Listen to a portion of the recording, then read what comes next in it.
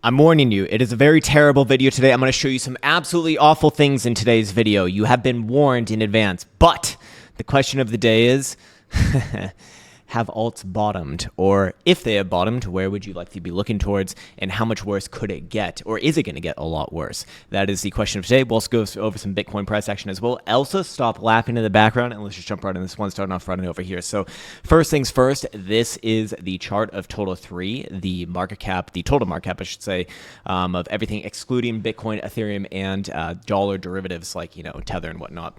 And in this case, we do see the first sort of potential signals of bottom forming in this case. We do see that there is weekly hidden bullish divergence potentially going to form here. Now, when I say potential, that does not mean that it is actionable or confirmed as of right now. It's just that we already see the weekly RSI is making significantly lower lows than the past low that we saw in January. So there will be potential there. And that low, by the way, was all the way over here at kind of under, actually, yeah, a little bit under 500 billion. So that will be active or possible this whole way down. So we are starting to see some signals that, yeah, we could potentially have a bottom here. I think that if you're the most optimistic person, this is probably where you're looking for. You can see as well that the last sort of wick down on the weekly here did reach to the 50% level. And so this is, hitting multiple avenues with 50% and also potential for hidden bullish divergence on the weekly time frame. So if it is going to bottom here, what would it likely look like? You'd probably see things trade sideways, maybe even try another downside move, maybe even retest the lows. That's completely fine. But you kind of start to see some sideways action over the next month, maybe month and a half, 2 months, and then another try to the upside if that one is going to play out. That's likely what it would look like. Now, moving on from there, I should say that while that would be, that would be probably the most optimistic of these views. And this is, by the way, my first time saying that we potentially could actually even see an altcoin bottom here, just so that we're on the same page. If things were to fail, below the current low, meaning that we got a weekly closure below basically about 580 billion with a B, that is, I would be looking significantly further down. So things can get much, much worse if that does indeed happen. At that point, I'd be looking for a retest somewhere down around here, 480 billion. And for reference from current price action, that would be, another 20% dump-ola for altcoins in general. So not going to be good. In fact, I have a video to illustrate what would happen to all of the altcoin holders should such terrible things occur in the markets, and it will be riding over here with this nice little monkey boy, Mr. Monkey Boy, just eating his apple. And whoa! One more time. Whoa! He jumped so fast. I woke up at like 3 or 5 a.m. this last night thinking of that video, and I couldn't stop laughing. Like, how did he jump so fast?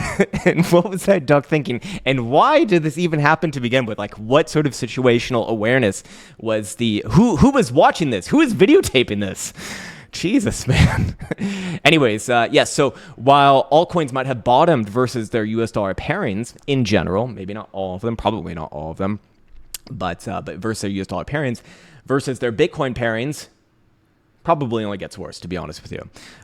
In this case over here, we do see that the weekly is just, getting its first sort of short-term pullback, retesting the prior wick highs after not new all-time highs, but a breakout on closing on new highs. I think the monthly also succinctly gets this one as well, in the sense that, hey, look, as long as this one is just oscillating above the green 55 exponential moving average, this one very likely does move higher, probably closer to the 618 fib there. I know a lot of people are looking at that region, somewhere around 58%. And just for reference here, the monthly RSI isn't even into the bullish control zone yet. So, I don't think that this rally is done overall. I think that it could stall here a little bit, but generally altcoins will be losing versus their Bitcoin Satoshi pairing. I'm curious, can I just pull out a random altcoin right here just to get a general idea? Or actually, let's just look at Ethereum Bitcoin. I was going to look at XRP, but perhaps not. Ethereum's still kind of at the lower end of its range, but looking kind of on its last legs here as well. Although, then again, we do start to see potential bullish divergence forming over here on support. It might not be the worst place to punt. But again, kind of on that last sort of edge, if you do start to see closures below about 4.7 million Satoshis, hey, this one is going to make a nice deep foray into the bearish control zone here on weekly RSI, and you're probably going to see this one come down, at least to the 50% level, which from current placement would be a 20% move. And what do you know? That lines up quite well with the past chart that we just looked at. So I would say that would be essentially the risk to the downside. So as always, there's no certainties in trading. There's only probabilities. This would be the first sort of area that I'd say, hey, you potentially might have your first sort of low versus the US dollar here versus Bitcoin. Things might get worse for most altcoins, not all of them, but most. Anyways, moving onwards and forwards here, let's get into some Bitcoin price action.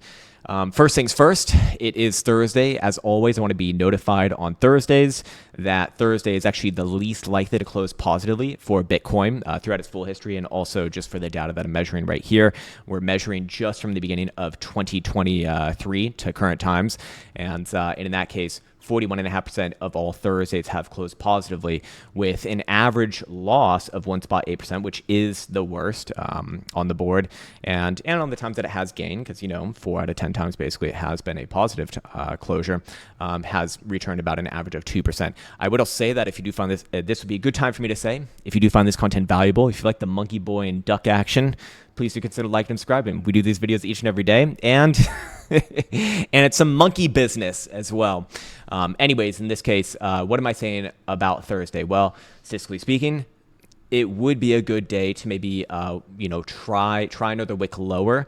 I do think that Bitcoin can maybe trade a little bit lower here, but again, it is kind of in our region that we were looking at for a potential major low on this current correction, if you will. This would be the first sort of, corrective target on the higher term timeframes into that low $59,000 region, which we did see a wick pretty close there yesterday. Didn't quite get into the low 59s, but, saw a quick move below $60,000, and just Bitcoin fish out a few more wicks here before now and the halving, or basically the end of next week. Because if you do remember from yesterday's video, as far as timing goes, I would say that, that does kind of make sense in terms of like a timing price low, very close to the actual price low. But in this case, maybe a few more wick fishes there. Today would be a good day for that.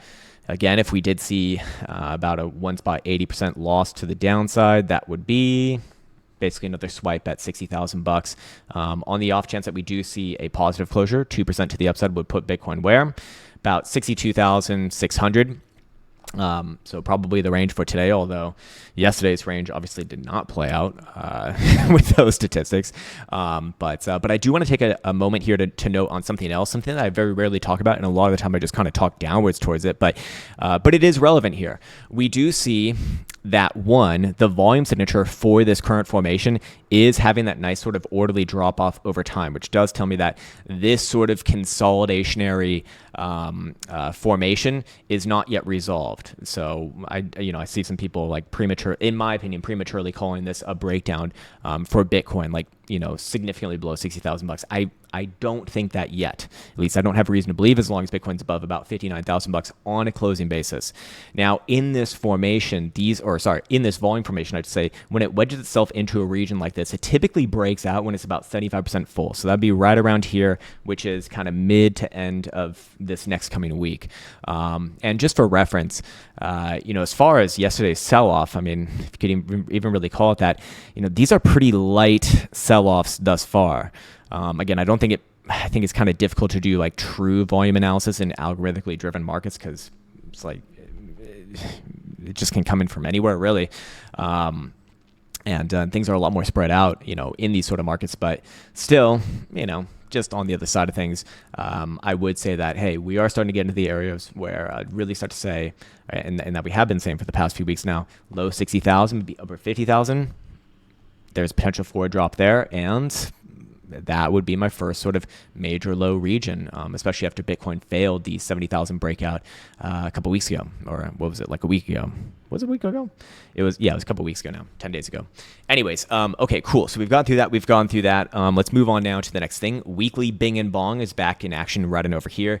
We can see that Bitcoin did close below the median, it did open below the median coming into this week, and we did get that test to the bottom side of the 38.2 level. Again, that was very close to our 59,200-ish region. You can see on this case, in this instance, you can barely even decipher the wick low as it is right now and attest to that region. So I would say that probably does fulfill that condition. Maybe it tries to the T, at like 59,200. But yeah, as long as we're seeing sort of volatility contract within this region, I would be looking at this bottom end as a bouncy region, and Bitcoin starts to fill this out. And if you do start to see Bitcoin essentially bounce from this region and trade sideways here, even for a few weeks, that would start to look really, really good for this being the next like major low before Bitcoin does try higher. And when I say a few weeks, I probably actually mean more like 2 to 3 weeks, I would say. Kind of hard to garner the time in that case. But anyways, if Bitcoin were to fail this region, the 38.2 level by end of week, the end of this week that is, then at that point I would be a lot more open towards a deeper correction, towards 52, let's just call it like $53,000, give or take a little bit from that number. But one thing before the next, this is the first real region over here on this current correction where I would say, we potentially do see a low coming in. Taking that one step further, we can go ahead over here, and on the daily time frame for the daily stochastic oscillator, momentum continues to remain to the downside. 63,300 is a current pivot. So, it's probably going to continue to remain to the downside today. We've been kind of following this over the past 10 days now, saying that, hey, as long as this is positioned to the downside, it's not a time to be bullish, time to be looking for corrections. And now that we've seen it come all the way down to the edge of the bearish control zone, or sorry, the critical bear zone, it's starting to become a lot more interesting, I would say. If we go over here to the 2-day time frame, we also outlined a trend line regression coming in from the last few lows, the August, September, and January lows of recent, and we will see that the 2-day time frame stochastic oscillator will very likely come into collision with that, maybe not on the next closing period, which is tomorrow night, but the one after that, it extremely likely will. So maybe the next one, but very likely 2 ones after this, which would basically put us in, because it's CME, it doesn't trade over the weekend, like Tuesday of next week. So we might see a bit of a turnaround right there just by hitting that. And here's also what I would say. If Bitcoin does put in a low here, maybe a little bit lower at very high 50s, that would really play into my overall interpretation that this cycle is going to be very short. It's unlikely to live past 2024. I might even say that it's going to end like early Q4 of this year or late Q3 of this year, if that were to happen. And you'll probably see a high somewhere between like 100,000 to maybe at most $120,000. That would be my personal opinion, but it really depends how things kind of act over the next, I would say, 2 to 3 weeks. If Bitcoin, finds its footing and trades back onto the upside and makes new highs in the next few weeks, especially in the next month, yeah, okay, that's probably what's going to happen. So I know a lot of people would be looking for a rally into 2025, maybe even 2026. I think that that'd be very, very unlikely to happen. Yeah, and then I think that's probably where I'll end off on today's video. Don't really have anything to update here on the weekly stochastic oscillator. Just we will see that one close tomorrow night for Friday, so it'll be very interesting to see how far down this one comes on Monday when it opens. If it comes down well below the critical zone, that signal will fire off as well. And out of the past 8 times we've seen this in the full history of CME, it's really only failed once, actually. Sorry, twice. It failed twice. So 6 out of 8 times. It was a signal of major continuation on the next sort of higher low. So yeah, I'll end things on that note. Did I talk about... Yeah, okay, we did talk about potential failure areas for Bitcoin, like what if this area fails and how far down things would come. Probably low 50s, 52 to 53, I'd say. I was saying 55 earlier. I don't think it would be 55. I think it would be lower. 52 to 53. All right, sweet. That's a good place for me to be leaving off for today.